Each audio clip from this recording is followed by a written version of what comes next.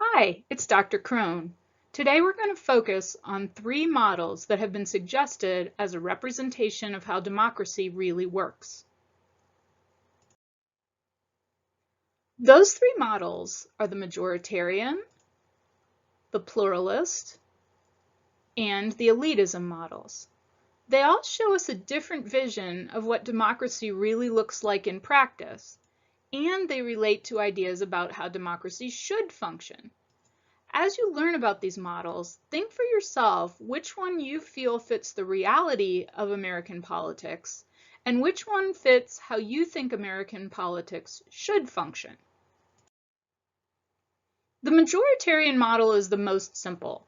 It models representative democracy as a direct way for voter preferences to get turned into law.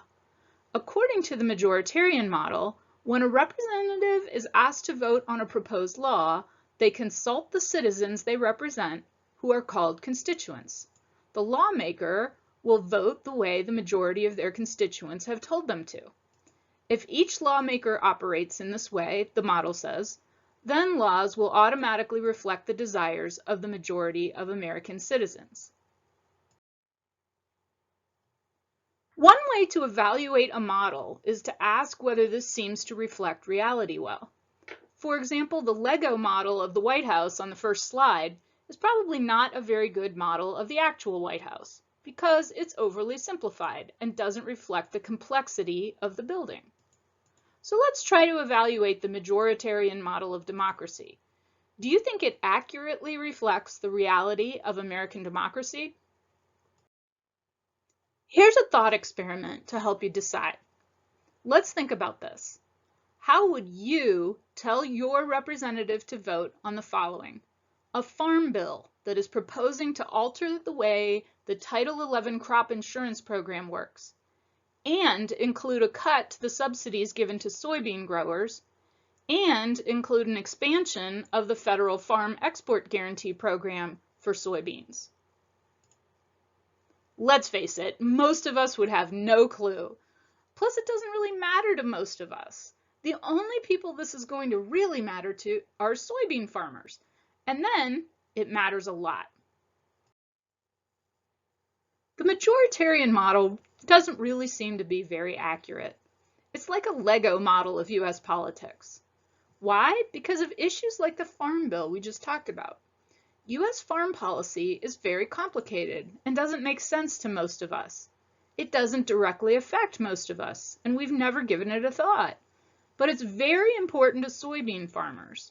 It's also very important to other businesses related to soybeans, like fertilizer companies, farm equipment companies, and seed companies. And all of them play an important but usually hidden role in the US economy. So voting the wrong way on soybeans could end up being a problem for you and me, but it's not something any of us, including me, and I've studied political science for a really long time, will ever understand. So those who critique the majoritarian model says, should majority opinion really rule when it comes to issues like these? Issues that are complicated, hard to understand, and only affect a small sector of society? Wouldn't that open the door to bad decision making? Wouldn't that open us up to the tyranny of the majority, meaning the majority would get their way, but soybean farmers wouldn't, and that might lead to a bad economic situation for all of us? So would you prefer a different model of democracy? Let's take a look at the pluralist model of democracy and compare it. The pluralist model says that democracy results when groups of interested and affected citizens are freely allowed to advocate and petition the government to get what they want. This model states that interested groups will compete for the attention of lawmakers, with each trying to make their best arguments about why their way is best. The lawmaker listens to those interested groups and decides how to vote based on their input. Let's take our soybean example and apply it to this graphic. Think of G1 as an organized group of soybean farmers who want to convince the legislator to vote their way on the farm bill. G2 might represent a group of seed manufacturers.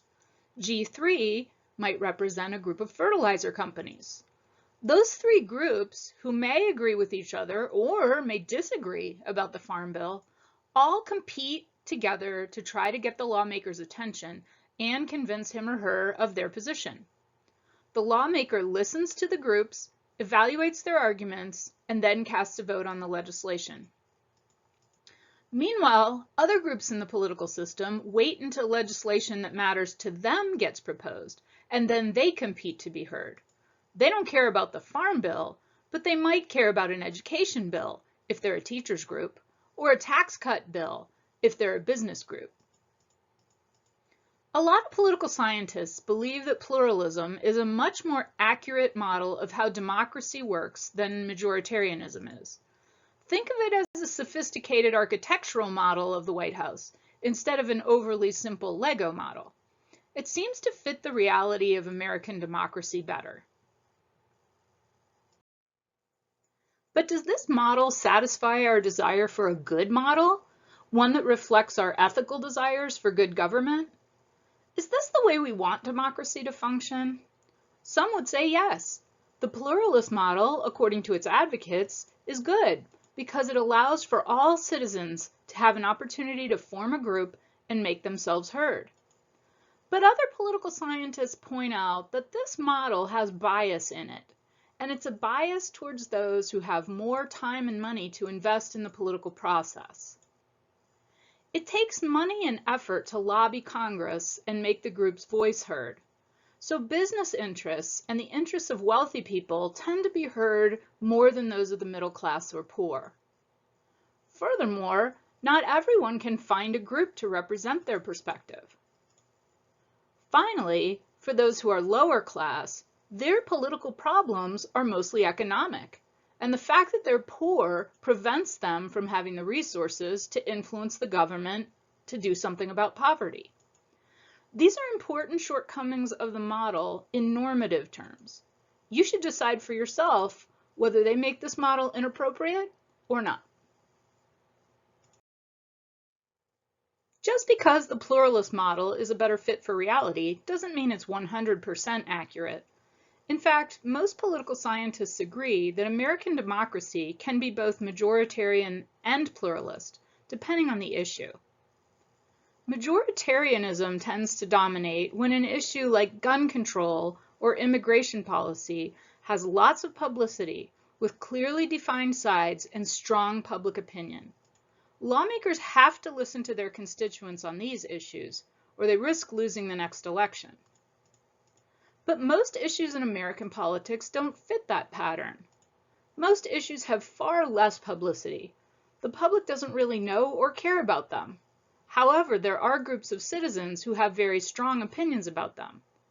Representatives need the support of interest groups to win elections because groups can give either bad or good publicity with voters. So they tend to listen to these groups on a lot of issues. Our soybean example is a classic pluralist issue. So are many business regulation laws and a great deal of the US budget. There is one other model of democracy, which is the elitist model. It's somewhat darker and more cynical than the other two. In the elitism model, the wealthy and well-connected are the people with real power, even in a democracy. In fact, in this model, democracy in the classic sense of rule by the people really doesn't exist. Instead, the elites get their way by influencing the government from behind the scenes, so that the public is often unaware of their power. The goal of the wealthy and well-connected is to keep the public happy and uninformed. This allows the rich to get their public policies that work to keep them in their elite positions and to keep the lower classes from rising up. Elitism can be seen in the power of some highly influential business sectors in American politics, like pharmaceuticals, fossil fuels, and banking. Often decisions are made that benefit these corporate elites at the actual expense of taxpayers and consumers. The high price of prescription medication, the lack of federal support for alternative energy sources, the fact that most banking executives were never held criminally responsible for breaking the law in ways that led to the 2008 financial recession. All of these give some evidence to the reality of this model in American politics as well. Now that we've come to the end of our comparison of the models of democracy, take a minute to pause the video and review what you've learned. Answer the first 3 short answer questions from memory, and then write a brief answer to question number 4. This is a test of your understanding of the material and your critical thinking skills. Good luck with your work.